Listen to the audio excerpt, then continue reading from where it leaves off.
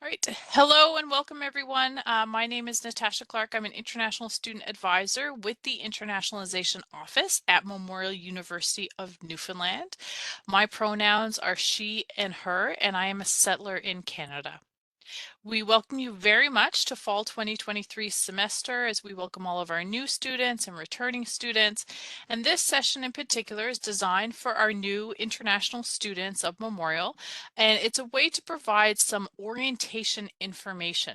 And throughout this week, we will be doing different virtual sessions, and the recordings will be available on the new student section of the international website. So I want to thank so much to our arrivals team, Bahar and her team, for helping to set this up, as they have no doubt been in lots of communication with you throughout these beginning months as you prepare for your arrival and studies at the start of the fall 2023 semester. These information sessions, I think, are very, very important. There are so many orientation activities that happen for you as a new student here on campus, but there's also really unique and important information that yourself as an international student should be aware of. And while it's a lot of information, at least what we want you to have at the beginning is a very, at least basic understanding of these important topics. So today we're talking about health insurance, and it can be complicated. So it's really important to have that basic understanding. And tomorrow you'll see me and some other advisors again, and we'll be talking about immigration. And then I know on Thursday we have other sessions around outreach, and on Friday arrivals, and I'm not exactly sure of the schedule, but I would really encourage you to attend all of those. I want to begin with the land acknowledgement. I acknowledge and we acknowledge that the lands on which Memorial University's campuses are situated are in the traditional territories of diverse Indigenous groups, and we acknowledge with respect the histories and cultures of the Beothuk, Mi'kmaq, Innu, and Inuit of this province. We encourage everyone to reflect on the lands where you're located and the Indigenous people for whom these lands are traditional territory. A land acknowledgement is something that we do at the start of many of our sessions, whether in person or virtual. And a land acknowledgement itself is an Indigenous practice. We do it here as a way to bring truth to the injustices and the genocide of Indigenous peoples here in Canada. And it's important to recognize that and to be reminded of that on a regular basis as we hope to work towards a path of reconciliation and to recognize our place here. I mentioned that I'm a settler in Canada, so my ancestors came to Canada from England, and they, settled here and took really a lot of the rights to the land, and the Beothuk population actually in Newfoundland and Labrador no longer exists.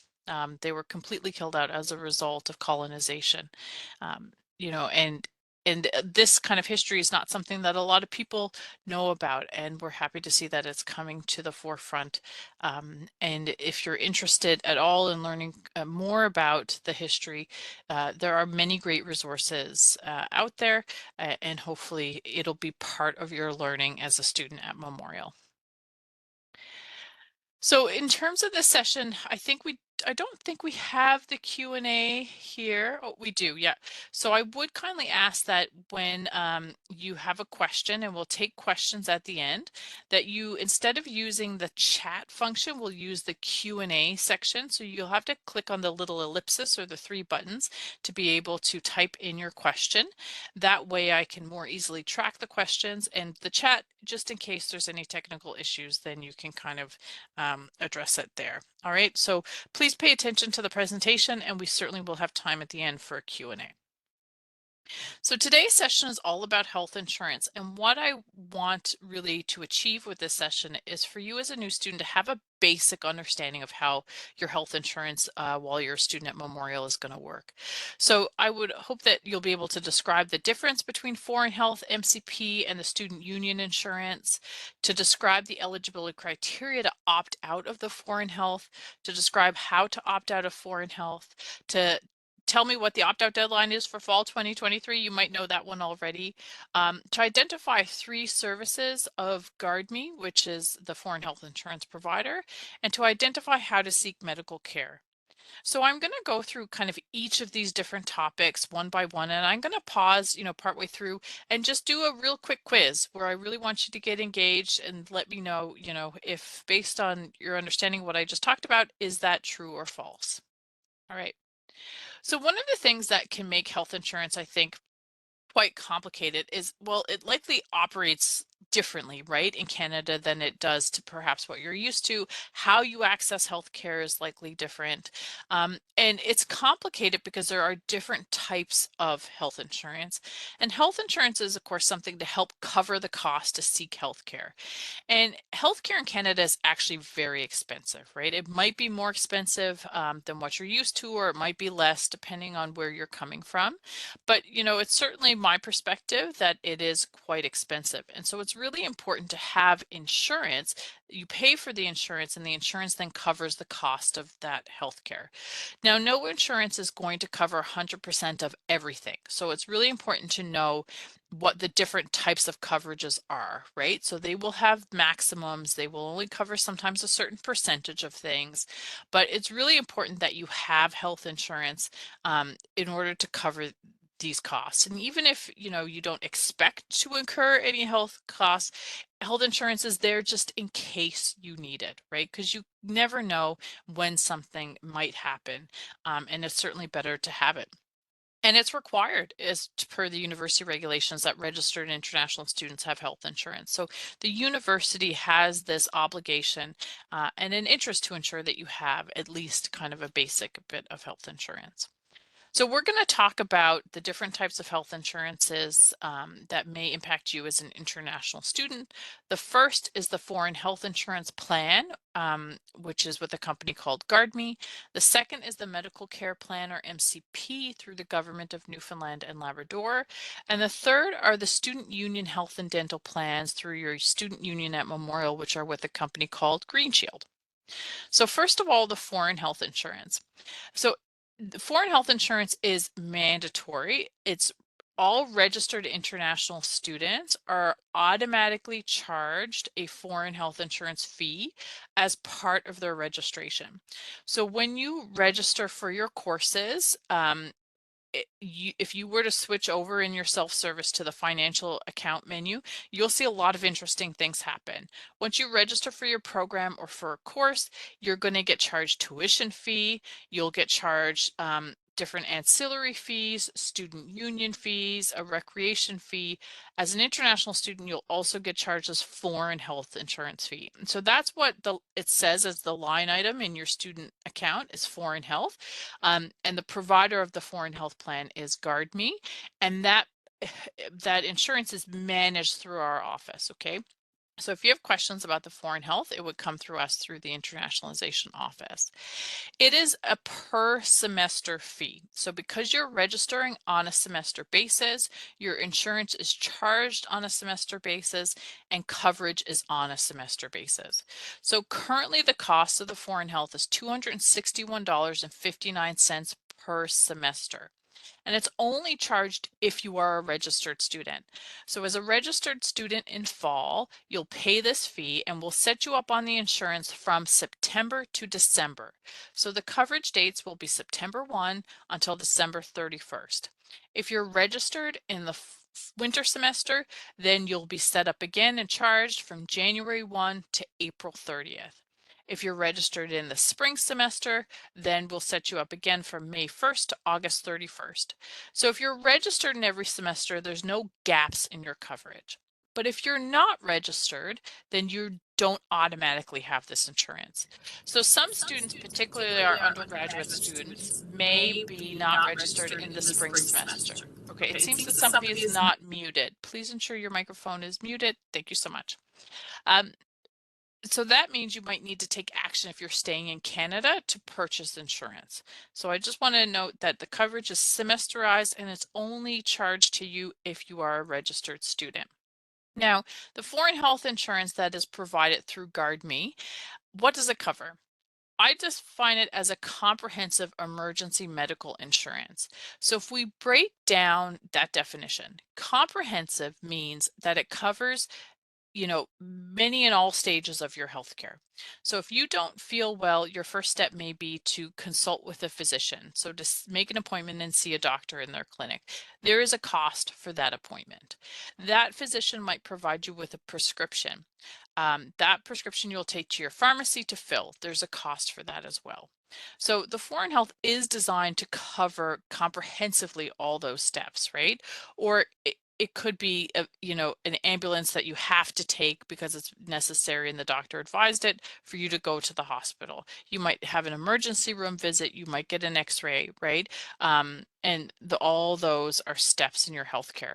So it will cover all of those different steps, but it only covers it as an emergency. Now, an emergency is not necessarily as dire as you might think it is when you hear that word. What emergency means is that it has to be an emergent situation that requires the immediate relief of pain or suffering. So emergent meaning new, right? So it is an insurance that's designed for you in case you need it. It's not something that would cover you to see a doctor because it's not from pain or suffering, but you just have a question or you want to see about this, right? All right, I think I still have individuals who are not muted, so please ensure that your microphone is muted. Thank you. Um, so it is primarily for those emergent situations. So that means that it doesn't have coverage for many pre-existing or chronic health conditions, okay? So if you have a health condition or you prior to coming to Canada, or you develop one where you might need prescription medication on an ongoing basis, then there's not going to be coverage necessarily for that. There is some non-emergent benefits, and if the medication is medically necessary for your survival, then there could be a benefit under our non-emergent benefit of 10,000 or more. But typically it's a 60-day supply limited to medication and would only cover that in the event of like a new or emergent issue that requires that medical attention. Okay. So that is a little bit about the foreign health insurance with GuardMe. So now I'm going to talk about a second type of health insurance, which is called Medical Care Plan, or MCP. So MCP is very different from the Foreign Health with GuardMe in that it is not affiliated with the university. It's not from a private insurance company. It's actually through the government of Newfoundland and Labrador. So it's provincial public health insurance that comes as a public service from the government of Newfoundland and Labrador. It is free, so unlike a private insurance that you would pay for, there is no cost for MCP. It is also different in terms of what it covers. So the Foreign Health is kind of a comprehensive emergency medical insurance, whereas MCP is more so your basic medical insurance. And it should be noted that MCP and the GuardMe, they're medical or health plans, right? So they don't cover dental necessarily, right? And so there's a distinction often between health or medical insurance and dental insurance. I should have mentioned that earlier, so I just wanted to bring that up. So MCP is designed to cover your visit to see a medical doctor or physician, or the majority of services that might be delivered in a hospital. So if you visited the emergency room, the cost for that visit, if your doctor referred you to the hospital to undergo like diagnostic testing, like an x-ray or an ultrasound, the cost of that, right? If you end up having to undergo a surgery, then the cost of that could be covered. Or if you had to be admitted to the hospital, right, then that is through MCP.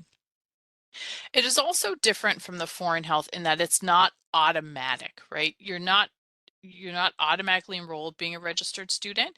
You have to be eligible, and then if you're eligible, you have to take action to apply for that MCP. Okay, so not all international students will be eligible for MCP. To be eligible, you have to be a full-time student. You have to hold a valid study permit that's valid at least for the next 12 months, and you have to be a resident of Newfoundland and Labrador, right? So nobody's going to be able to be eligible for MCP until they arrive in Newfoundland and Labrador, because they have to have that be living here. You can apply upon arrival if you're eligible, but the residency means you are living here and you will live here for the majority of the year. And your study permit isn't issued until you enter Canada at the port of entry. So at that point, then you'll know how long your study permit is for. And if you're a full-time student, then you're eligible. So if you're eligible, we strongly encourage that you apply. In order to apply for MCP, there is an MCP application form through the Government of Newfoundland and Labrador. You have to demonstrate proof of your eligibility. So you have to have a current enrollment letter issued after you arrive here in Newfoundland that confirms that you are a full-time student. And you would need to have a copy of your study permit and a copy of your passport in order to apply. So the application is made directly to MCP. Many of our new students who might have been in contact with our arrivals team will know that at the Internationalization Office, we are hosting some MCP clinics. So it's a first come, first serve. If you come with these completed documents, you can submit them here to the MCP officer, and they'll take that back with them to process. And then if approved, you'll get your MCP card in the mail. The dates of those clinics are on our website, and if you can't attend one of those clinics, then you can certainly still apply, but it's just by submitting your application by mail to the MCP office. So if you're eligible, you are strongly encouraged to apply for the MCP. It's very normal that you'll have multiple types of insurance. So even that though you have the foreign health, if you are eligible for MCP, we would encourage you to apply. The MCP does not prohibit or restrict in terms of pre-existing conditions. So there could potentially be further benefits that you get through MCP. It's also very convenient and easy to use, as all the other Canadian citizens and permanent residents in Newfoundland and Labrador would have MCP as well. And so showing it to the physician's office is quite easy, and they just bill the government or MCP directly for the cost of that service. All right. Now, as mentioned, the MCP is kind of that basic healthcare to see a doctor or in a hospital. It does not cover things in addition to that, right? Which is why private insurance is still a necessary thing. And your student union at Memorial, they manage a health and dental plan, and their health plan is designed to be supplemental to MCP. So our Canadian students who would have MCP, instead of when they register getting charged the foreign health, when they register, they get charged a health plan, which is administered through their student union. Now, there are 5 student unions at Memorial University. If you're a graduate student, your student union is the GSU, the Graduate Student Union. If you are an undergraduate student at the St. John's campus, your student union is MUNSU. If you're a student at the Marine Institute in their diploma or advanced diploma program, it's MISU. And if you're a student at the Grenfell campus, an undergrad student at the Grenfell campus, it's the CGSU. Okay, so your student union, you pay union dues for, and that's charged on your student account when you register. And they're a student group that are designed to represent your interests here on campus and advocate for your rights as a student. So they also administer a health and dental plan, and that health plan is a health insurance that supplements to MCP. So you have to have MCP in order to have that health insurance. Now, the dental plan, if you're a graduate student, you have it automatically. Okay, so if you look in your student account and the fees you're paying the GSU dental. Okay, and that's only if you're a graduate student. So it is different coverage. The student union health plans typically do not exclude pre-existing or chronic conditions, so they will cover prescription medication that's ongoing month to month. They typically don't cover 100% of that prescription medication. It's not uncommon for them to pay like 80%, and then you have to pay the other 20. It is entirely dependent on you having an MCP, and MCP covers you only in the province of Newfoundland and Labrador. If you were to travel for a short time, you could apply for MCP out of coverage, and if you were to get MCP out of coverage, then you could have the Green Shield insurance through the student union would provide you some coverage as well, whereas the foreign health covers you anywhere in Canada. Okay, and you don't have to request special permission if you were traveling somewhere else. The foreign health is also designed to cover you if as somebody who's not normally a resident of Canada. So it does have these benefits that the student union plan doesn't, such as repatriation. And what that means is if you were to unfortunately pass away in Canada, it could fly your bodies home, or if you became ill in Canada and were hospitalized for more than 7 days, the foreign health product also has a family transportation benefit, so to bring your family here with you, right? So there's really just differences in the coverage. Students who get MCP and maybe want to switch to the student union health plan can certainly gain some benefits, but there's also some loss of benefits. All right. So if you are a graduate student, it's strongly advised that if you get MCP to switch to the graduate student union.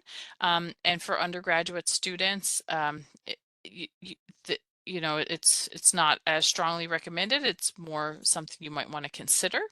And I would also recommend that because the student union plan is tied so much to you being to your MCP, that MCP being only valid in the province, that if you're someone who may travel or study a portion in another province throughout the year, that you would want to consider remaining in the foreign health plan, because that would cover you anywhere else in Canada.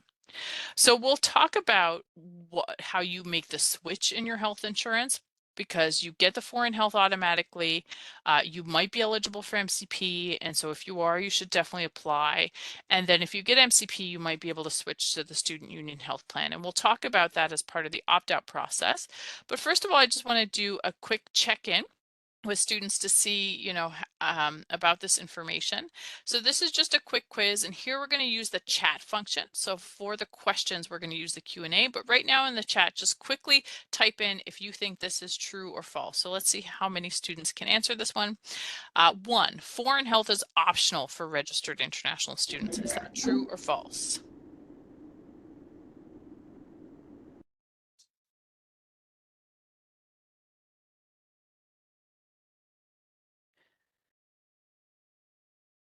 I think I only have one person answering, or do I have more? False. Yeah, perfect. Thank you. A bunch of you answered. That's exactly right. It is mandatory and it's automatically charged if you're a registered student. All right, number 2, is this true or false? Foreign health cover only covers you in Newfoundland and Labrador.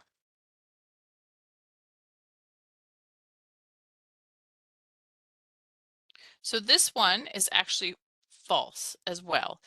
So the foreign health with GuardMe will cover you anywhere in Canada.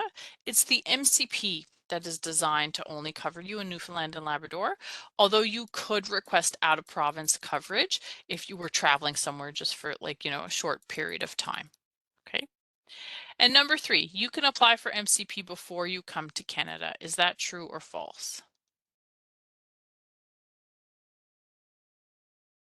And this one is false. Thank you guys so much.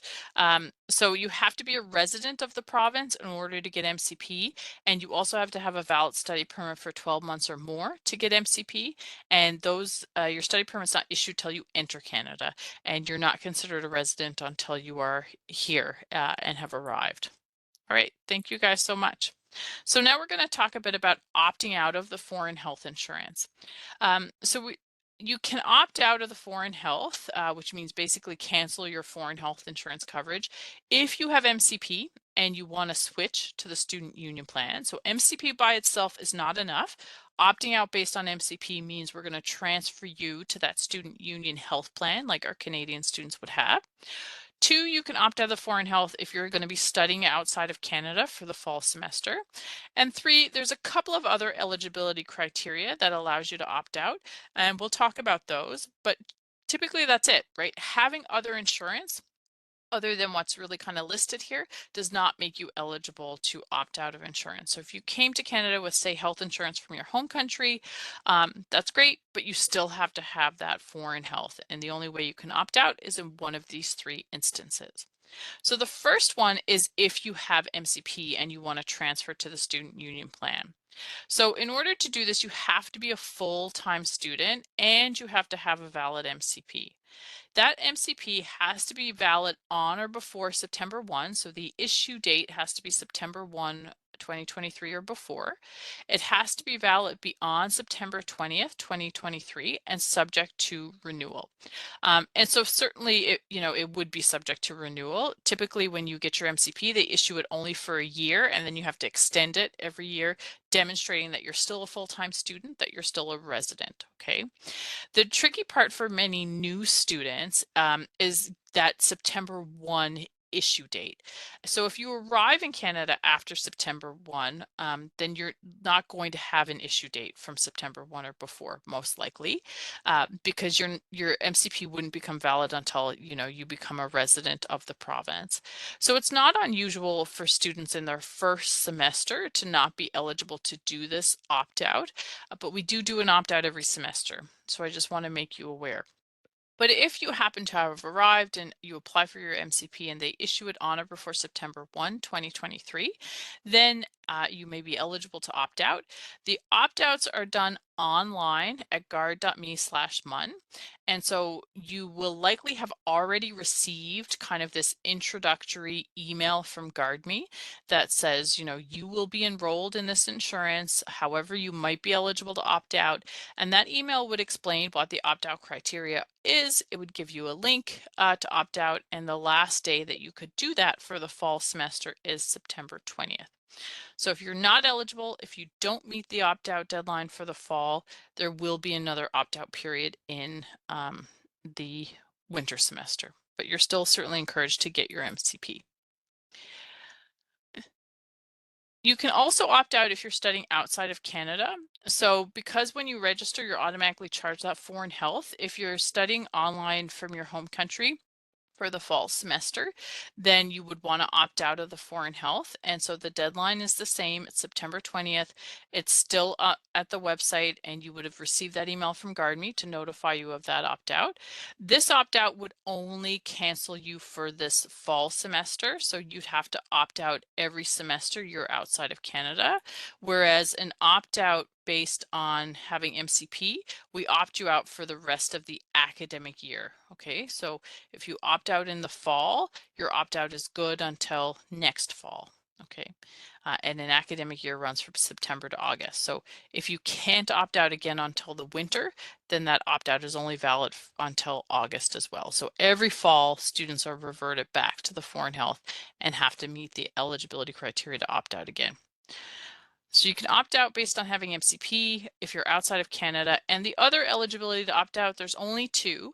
So we have some students who are sponsored through the Libyan Scholarship Program, and they have insurance with Manulife. Those students are eligible to opt out.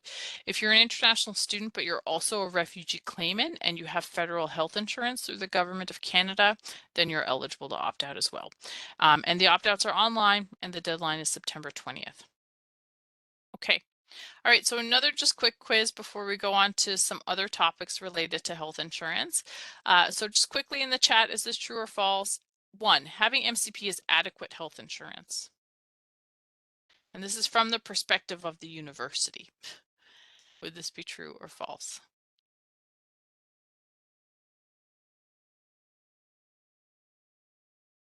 Thank you so much. Yep, so this would be false. You can't have just MCP. You would need to have that private insurance to help supplement that MCP coverage. Number 2, I can opt out of foreign health in October. Is that true or false? That is also false. I need to switch out my true or falses, I think, and have some that are true. 3, I have insurance for my home country, which means I can opt out of the foreign health. Is that true or false? All right, and that one's false as well. Thank you guys so much. All right, so it's good. It shows that you're getting that kind of basic understanding of the health insurance, even though it can be very complicated. Now, this slide is really just for our students who have brought their families with them, right? So everything we're talking about is what applies to you as a student. But if you have brought your spouse, your common law partner, or your dependent children with you, then you may be wondering about how to get insurance for them. So first of all, you can certainly include your dependents on your MCP application. So if you're eligible for MCP, your spouse or your dependent children will also be eligible for MCP if they themselves have an immigration document that's valid for at least a year, okay? So if they traveled with you, most likely their status is valid for as long as your study permit is valid, but they would need to show that documentation to show that whether it's their study permit, their work permit, their visitor record is valid at least for the next 12 months. So if that's the case, and you're eligible for MCP, they're eligible as well. You include them on the same application form, and then you provide additional supporting documents for your family, which would be a copy of their immigration document and a copy of their a passport. So if you get MCP and your dependents get MCP and you decide to transfer and you're eligible to opt out and you switch to the student union plan, then if you want to add your dependents to that student union plan, it's a separate process. So you have to contact your student union and find out about how to opt in dependents to that student union plan. Now, if you don't opt out of the foreign health, so you stay in GuardMe, you will have 10 days from when you get your healthcare access card to add your dependents retroactively to September 1st. So what students have now, right now, is kind of an introductory email to GuardMe saying, hey, we're going to set you up, but you might be eligible to opt out. So what happens is we wait until September 20th, which is our opt-out deadline. It's also the deadline to add or drop your courses at Memorial. So we wait to see after that deadline how many people stay enrolled in GuardMe. So how many people didn't opt out and are still registered students. And then we will finalize the enrollment for those that remain enrolled in the GuardMe, and GuardMe will send you the secondary kind of welcome email, which has your healthcare access card. So we anticipate that that will happen towards the end of September or like the 1st or 2nd of October, typically at the latest. And that insurance, that healthcare access card, you won't get it until then, but your coverage is started, right? It's retroactively started from September 1. So once you get that healthcare access card email, then you have 10 days if you want to add your dependents and then get them set up back to September 1. And the opt-in for dependents is done through the same website that the opt-out is done, so guard.me. So you pay the insurance company directly for your dependents, but you pay Memorial through your student account for your insurance with GuardMe. Sometimes it happens that, you as a student have MCP, but your family who comes maybe to Canada later or comes on a shorter visa might not get MCP. So if it happens that you have MCP and you opted out of the GuardMe, but your family and your dependents don't have MCP, you can still buy insurance for them through GuardMe. Okay. So just a bit of extra information for students with families.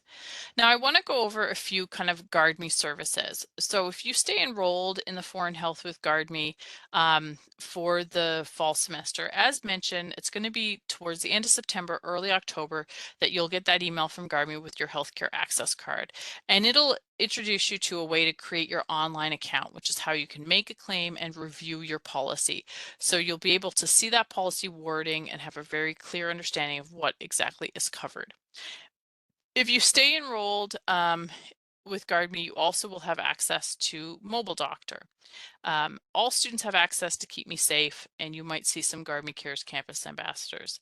So the GuardMe website is guard.me. The account login is there, and you can do many things like submit claims. You can print your healthcare access card, view your policy as mentioned. If you stay enrolled with GuardMe, then you'll also have access to Mobile Doctor from their website. So this is where you can see a physician virtually, so you can book an appointment. It's a great way to have another point of contact with a physician. And we'll talk in a minute about other ways to seek healthcare here on campus, but sometimes it can be difficult to see a doctor or seek healthcare.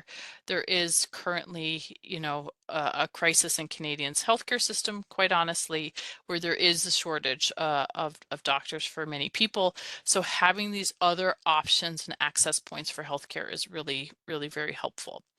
Now, whether or not you are in GuardMe or not, so this is something that's available to all students of Memorial University, so our Canadian and our international alike. It is a program that's offered by GuardMe, but it's available to everyone. It's called Keep Me Safe. It's a mental wellness and student support program. So it's basically 24/7 counseling. You can download something called the SSP app, and in that app you can get, there's a lot of different kind of resources, but you can also get connected with a counselor. And they have counselors that operate all over the world, that operate in many different languages, and also they can match you with a counselor who is like a cultural match. There are definitely other mental health supports, through campus, and we'll talk about that as well. But this is a really wonderful one that is available, 24/7. So it's not necessarily within what would be the office hours of a lot of clinics. And you may see these folks around campus, but GuardMe has a GuardMe Cares program, so they'll host different events, and they're, student volunteers who are trained to help answer your questions about the GuardMe program. Okay. All right, so another quick quiz in terms of GuardMe services. 1, to make a claim, I can only do so by mail. Is that true or false? It seems all my answers are false. Yeah, it's false. 2, with GuardMe insurance, I can only see a doctor virtually. Is that true or false? And this one I didn't probably specify. GuardMe will cover you to see like a physician in person. It's just an additional service, their mobile doctor. So that one is false. And 3, I need to be enrolled in GuardMe insurance to avail of the Keep Me Safe. And that's false as well. So all students at Memorial are eligible for that program. Okay. All right, so the next and last thing I think I want to go over before we get into some questions is about seeking healthcare. All right, so if you want to see a medical doctor here in Canada, your first point of contact is going to be what's called a primary physician. Uh, Often called a general practitioner or a family doctor. There are doctors who are specialists, right? So you have your dermatologist, oncologist, respirologist. I mean, there's all kinds of specialty doctors. It's not possible to book an appointment with a specialist directly. You would have to first see a primary care physician, and then if they deemed it necessary, could refer you to a specialist, right? But a primary care physician, of course, can diagnose many things. They can write prescription medication and do lots of different things. I just want to make that differentiation, is that in Canada, you have to first see your family doctor or primary care physician, and then if necessary, they can refer you to a specialist. Um, so these would be all medical doctors. Of course, there are other healthcare providers in Canada, such as paramedical services, like that would be a chiropractor, physiotherapist, massage therapist. There may be other medical services, like an eye doctor, so an optometrist, ophthalmologist, or dental care, just like to see a dentist.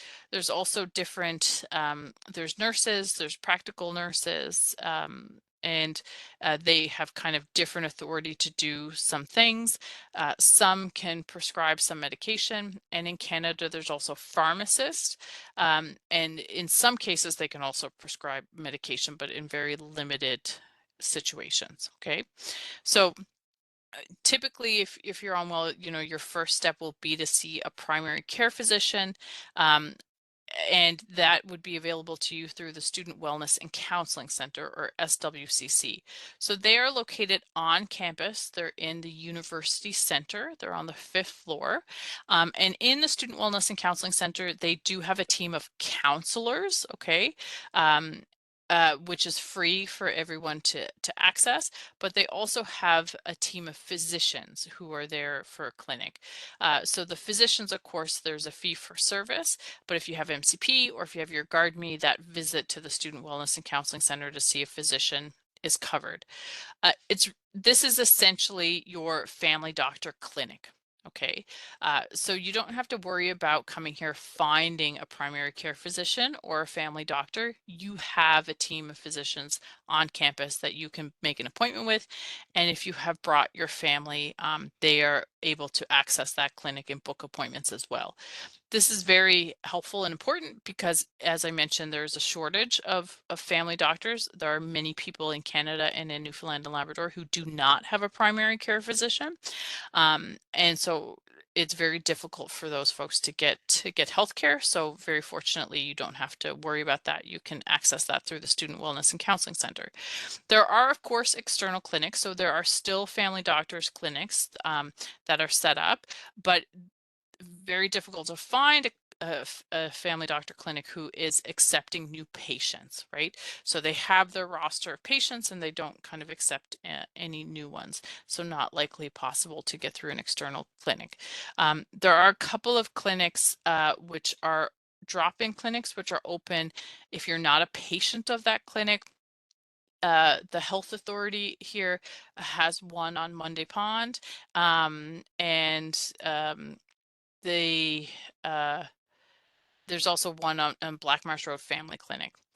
There is, of course, the emergency department. So there are a couple of major hospitals in St. John's. The biggest one is called the Health Sciences Center, and the Health Sciences Center is actually located on campus because it's where our Faculty of Medicine and Pharmacy and Nursing are housed. So it's right there, and they have the emergency department. They have an adult emergency department in the Health Science Center, and attached to the Health Sciences Center is the Janeway, which is the Children's Hospital. Okay, and they have an emergency department as well. Emergency department are reserved for emergencies. So if you go there, you know, for like flu-like symptoms, for example, it's not that you won't be seen, but you'll be triaged and you could be waiting for a very extremely long time. So, you know, if you can, you want to make that assessment. Can it wait? Can I get in to see an appointment for the student wellness to see a physician here? Or is it an emergency that I have to go to the emergency department? If you're not sure, it's not something that I can advise on. You really want to get that assessment through a medical professional. There is the health line. So this is a telephone number you can call. So when you're here in the province, if you dial 811, you'll be connected to a registered nurse, and you can seek their advice based on your symptoms about what you should or could do to seek kind of health care. Okay. So again, a very basic kind of introduction to healthcare here. All right. So that brings us to the end of our presentation. I'm going to stop the recording there now.